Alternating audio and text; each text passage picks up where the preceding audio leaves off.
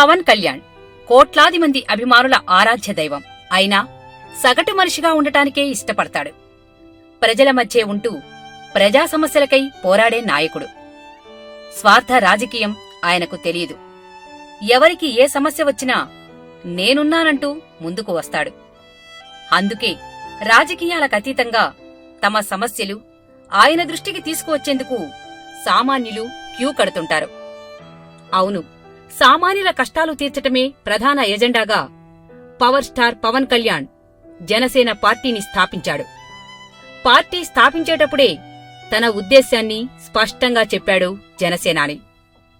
ఓవైపు పవర్ స్టార్గా సినిమాల్లో బిజీగా ఉంటూనే ప్రజా పోరాటం కొనసాగిస్తున్నాడు.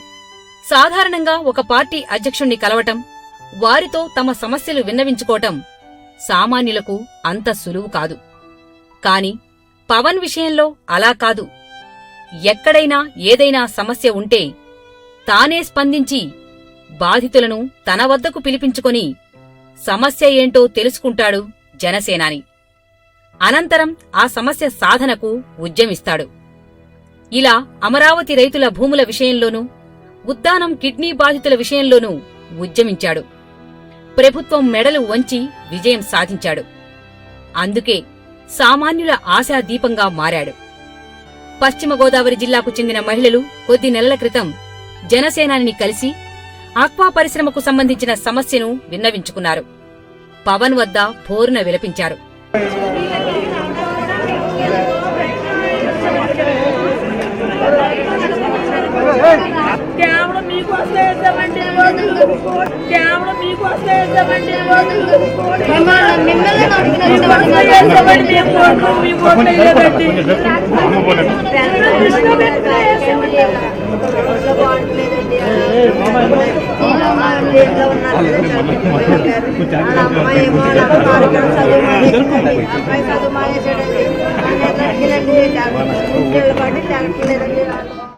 తమకు అండగా ఉండాలని కోరుకున్నారు. తప్పక అండగా నిలుస్తానని వారికి భరోసా ఇచ్చాడు పవన్. విషయం కాస్త అధికార పార్టీ ప్రజా ప్రతినిధికి తెలిసింది. అంతే, మహిళలు అని కూడా చూడకుండా వారిని పోలీసులతో కొట్టించాడు. లాఠీ దెబ్బలకు తాళలేక వారు ఆస్పత్రి పాలయ్యారు.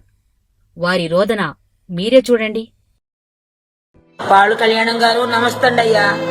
నిన్నండి ఎమ్మెల్యే గారండి మా ఊరు వచ్చారండి. నిన్న వచ్చానండి. మా ఊరి పెద్దలు రావద్దండి ఆడోళ్ళు మరి మంచి బాధగా ఉన్నారండి, రావద్దండి అన్నా. సరేనండి, నేను వచ్చి తీరుతాను, నేను రౌడీ వాళ్ళు తీసుకొస్తాను, కిరాయి మనుషులు తీసుకొస్తానండి సార్. మరి పాడు కళ్యాణం గారి దగ్గరికి ఎవరైతే వెళ్ళామో, మీ దగ్గరికి ఎవరైతే వచ్చారో అలా గుర్తు పట్టుకునండి, నాకు చేతులు కాళ్ళు పెట్టుకునండి, వీడు చేసి అదిగో వాణి గారికి అండి ఇంకా ఇద్దరు మనుషులకి కొట్టేశారండి, దాటి కరువుతో కొట్టేశారండి సార్.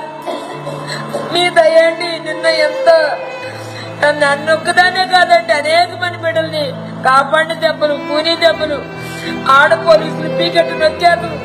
పాడు కళ్యాణం గారు మమ్మల్ని రక్షించండి అయ్యా. మేము మీ మీద ఆధారపడి ఉన్నాం తండ్రి. ఇదిగోండి కళ్యాణం గారు, ఇంకొక ఆవిడ, ఇంకా చిన్న చిన్న దెబ్బలు, కూనీ దెబ్బలు పడ్డవాళ్ళు అండి. వీళ్ళందరూ ఏనాడు లేదండి, మీరు పాడు కళ్యాణం దగ్గరికి వెళ్తామేంటి అని ఆడ పోలీసులు, మగ పోలీసులు, తెల్ల డ్రెస్ మీద 150 మంది, మామూలు పోలీసు డ్రెస్ మీద 150 మంది అండి. రౌడీ వాడు 500-600 మంది అండి. కూలోళ్ళు నుండి రౌడీ వాడు తీసుకొచ్చి నిన్న మగోళ్ళని ఆడవాళ్ళని బీభత్సంగా కొట్టేశారండి. పాడు కళ్యాణం గారు నీకు దండం తండ్రి, మమ్మల్ని రక్షించండి అయ్యా, మమ్మల్ని రక్షించండి తండ్రి.